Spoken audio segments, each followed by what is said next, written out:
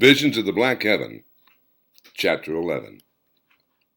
Williams walked into the truck stop cafe. Charlie sat in his usual place where he could see everything going on in that sleepy little town.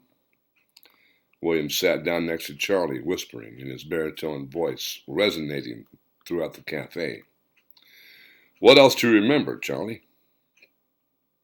Charlie looked at Williams, took a sip of his cold coffee, and hesitated. "I was thinking about this last night. Something occurred to me. See, my wife, bless her soul, she passed in 75, you know.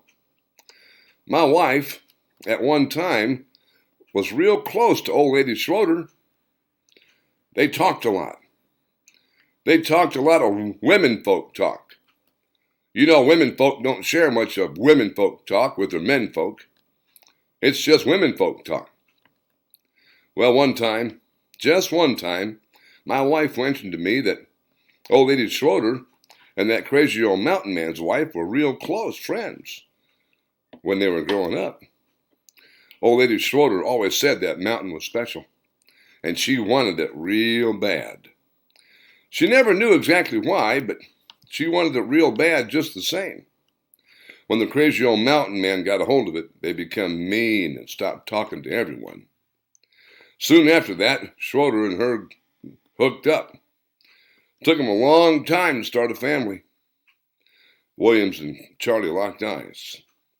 Charlie took a sip of his cold coffee and continued. "I think that old lady Schroeder never really lost her love for that crazy old mountain man, and in some ways was jealous of her.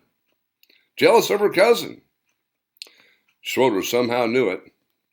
That was one reason why they never got along, and to this day has an axe to grind between them." Charlie lost his focus again. "Must be tough to always live in the shadow of a dead man. Guess that would do a lot to destroy most any man. But old man Schroeder, he's a tough one." Williams' radio crackled. "There's a report of a woman lost in the woods somewhere on the mountain, and her friends are requesting help to find her." Williams thought, "Great, that's all I need. Some city slicker trying to be a naturalist, stomping in the weeds, stirring up spiders and snakes." He tried to remember if he still had a snakebite kit in his car. Williams looked at Charlie and thanked him for his help and said he'd be back later, but right now he had to go.